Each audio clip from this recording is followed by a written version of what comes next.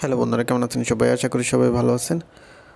বন্ধুরা, আমাদের এই গল্পগুলো যদি ভালো লাগে অবশ্যই লাইক করবেন আর কমেন্ট করে জানিয়ে দেবেন।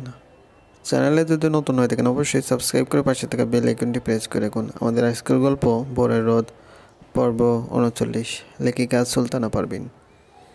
চোখ ফেলতেই নিকষ কালো অন্ধকারের মধ্যে একটা ছোট্ট আলোর বিন্দু চোখের সামনে ভেসে উঠল ভোরের। হালকা আলোর বিন্দুটা চোখে এসে লাগায় ভোরের চোখে কেমন ব্যথায় টনটন করে উঠল একটু।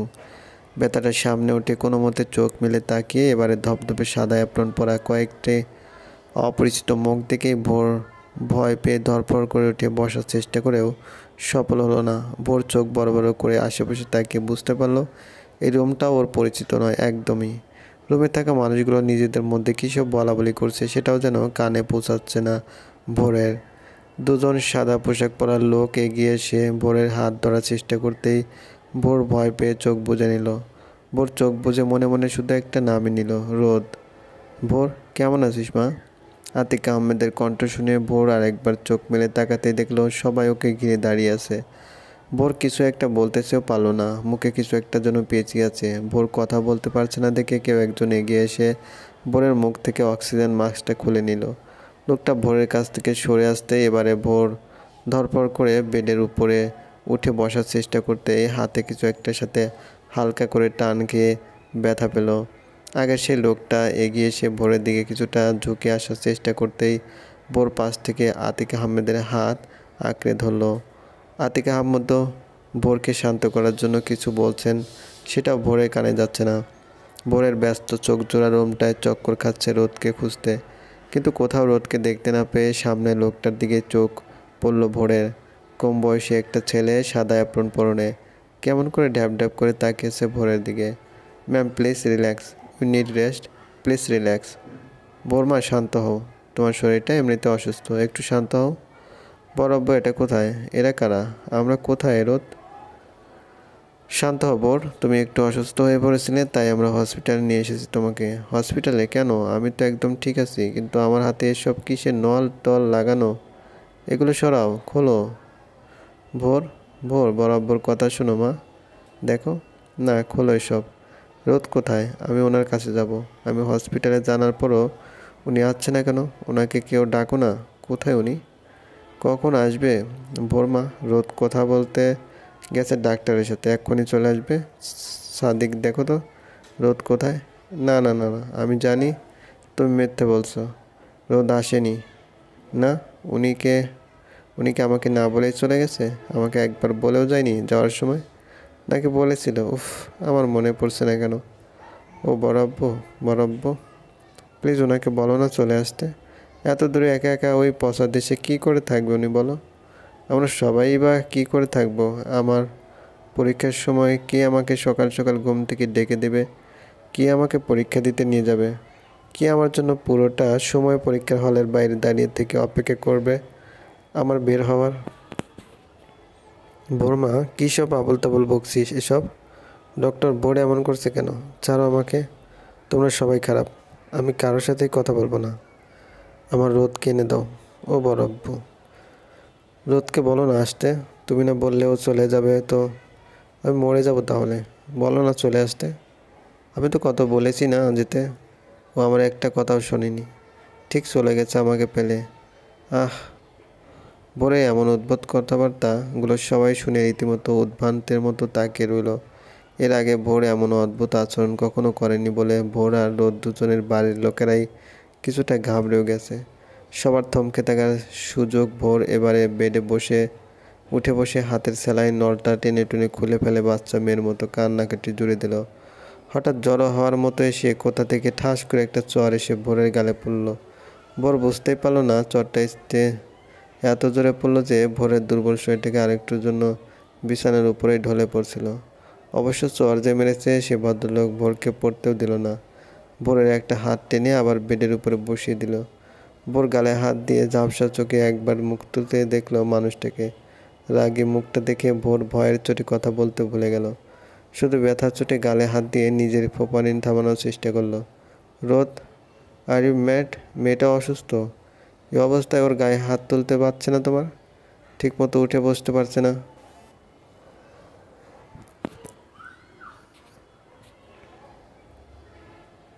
রোদ, আরে ম্যাড, মেয়েটা অসুস্থ।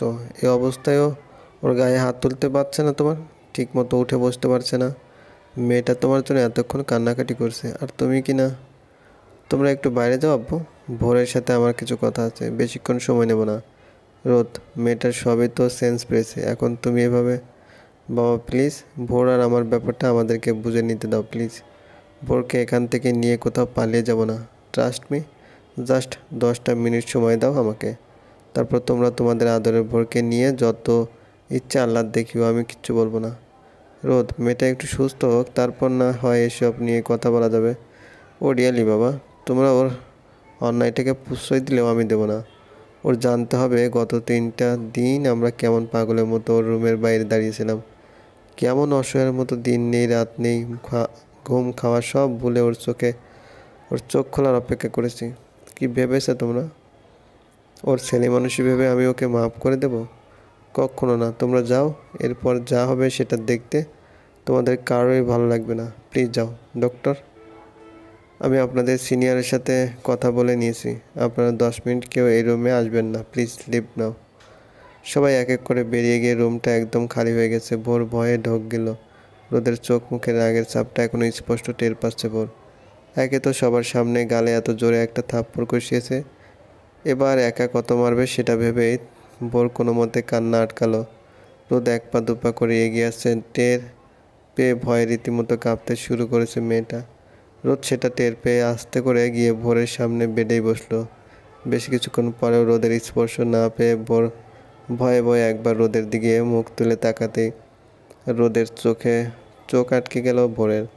রোদের শান্ত চোখ জোড়া এবারে রাগের ছিটেফোঁটাও নেই, আছে শুধু ভয়, হয়তো ভোরকে হারানোর ভয়ের সাথে অনেকখানি চাপা যন্ত্রণা। ভোর এসব ভাবার ফাঁকেই রোদ দুহাত ভোরের মুখটা তুলে ধরল। কেন এই বোকামিটা করতে গেলি ভোর? তোর কিছু হয়ে গেলে আমার কি হতো কথাটা একবারও ভাবলি না? এতটা স্বার্থপর হতে পারলি তুই? আমি কি করেছি, কি করেছিস এখনো বলে দিতে হবে? তোকে বলেছিলাম না ঠিক মতো খাওয়া দাওয়া করবি, খাবার নিয়ে একদম অনিয়ম করবি না, তাহলে আমার কথা শোনার কোনো প্রয়োজনই মনে করিস না তুই, তাই না ভোর? আমি খেয়েছিলাম তো। একটা মিথ্যে কথা বলে ঠাস করে আর একটা থাপ্পড় মারব ভোর। খেয়েছেন উনি। আপনি এত খেয়ে আমাকে উদ্ধার করেছেন যে গত 3 দিন ধরে ডাক্তাররা রীতিমতো যুদ্ধ করেছে আপনার সেন্স ফিরিয়ে আনতে। এই মেয়ে, এই, আমি সেদিন রাতে তোকে এক নজর দেখার জন্য ওভাবে পাগলামি না করলে কি হতো ভাবতে পারছিস? কিসের 3 দিনের কথা বলছো? কিছুই তো বুঝতে পারছি না। সেদিন মিনিকে খাইয়ে বিদায় করে শরীরটা কেমন খারাপ লাগছিল, সব অন্ধকার হয়ে আসছিল বারবার চোখের সামনে। নিজে না খেয়ে রাস্তার বিড়ালকে খাইয়ে দিতে বলেছে তোকে, আবার গল্প শোনানো হচ্ছে আমাকে না? ইচ্ছে করছে থাপড়ে তার গাল আমি লাল করে দিই। একবার সবার সামনে আমাকে মেরেছে, আবার এখন ধমকাচ্ছে। এর চেয়ে মরে গেলেও তো ভালো হতো, এত বকা শুনতে হতো না আমার। আহ, চুপ। ভোরা আবার ন্যাকা কান্না জুড়ে দেওয়ার আগে রোদ ভোরের ঠোঁট জোড়া নিজের ঠোঁটের বাঁধনে আটকে নিল। ভোরও রোদের স্পর্শের উষ্ণতায় যেন ভালোবাসার সাগরে ডুব দিল। একটু পরে রোদ সরে এসে ভোরের মুখটা আলতো করে তুলে ধরল 2 হাতে। বড্ড সাহস বেড়েছে না তোর ভোর পাখি? এত বেশি উড়াউড়ি করার শাস্তি তো পাবি, জাস্ট ওয়েট অ্যান্ড ওয়াচ। শাস্তি দেবে? দাও, তোমার সব শাস্তি আমার ভালো লাগে, শুধু থাপ্পড় মেরো না প্লিজ, ব্যথা লাগে। ভোরের ছেলে মানসিকতাটা শুনে রোদ হেসে ফেললো। আলতো করে ভোরের কপালে একটা চুমু দিয়ে ভোরের দিকে তাকালো রোদ। এমন পাগলামিটা করলি কেন রে ভোর পাখিটা? পুরোপুরি সুস্থ হতে কত সময় লাগবে জানিস? সামনে পরীক্ষা তোর, ভুলে গেছিস নাকি? একটা পরীক্ষায় যদি কম নাম্বার পাস না মেয়ে, তারপর দেখাবো মজা, দেখে নিস তুই। ইস, কম নাম্বার পাবো কেন?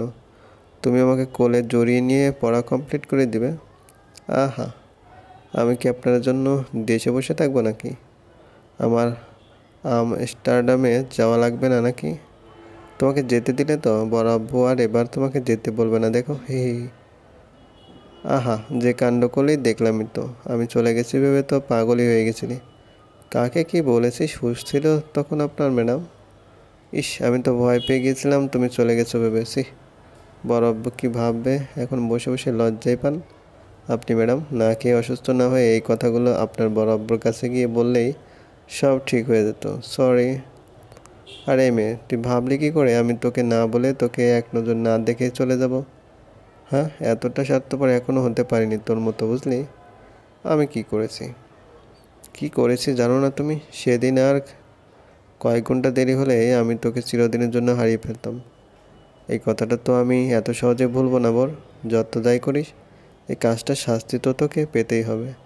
একবার শুধু সুস্থ হয়ে ওঠ, তোর পরীক্ষাটাও শেষ হোক, তারপর দেখ আমি কি শাস্তি দিই।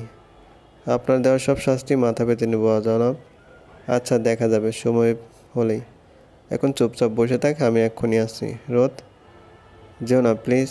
আরে বাবা, এক্ষুনি আসছি তো। সবাই বাইরে এতক্ষণ না হার্ট ফেল করে ফেললো কিনা দেখে গিয়ে। রোদ হেসে ভোরের কেবিনটা থেকে বেরিয়ে যেতে ভোর নিজেও হাসলো। রোদের সাথে কথা বলতে পেরে শরীরটা বেশ ফুরফুরে লাগছে ভোরের। আর রোদ যাবে না, এর চেয়ে বেশি আনন্দের খবর আর কি হতে পারে ভোরের জন্য। রোদ অবশ্য শাস্তি দেবে বলেছে, কি শাস্তি সেটা নিয়ে মাথা ঘামানোর প্রয়োজন মনে করলো না ভোর। আপাতত রোদ ওকে ছেড়ে যাচ্ছে না এটা ভেবেই মনে মনে আকাশে উড়ছে মেয়েটা। কিন্তু রোদের মনে কি চলছে কে জানে। চলবে, গল্পটি ভালো লাগলে অবশ্যই লাইক করবেন, কমেন্ট করে জানিয়ে দিবেন।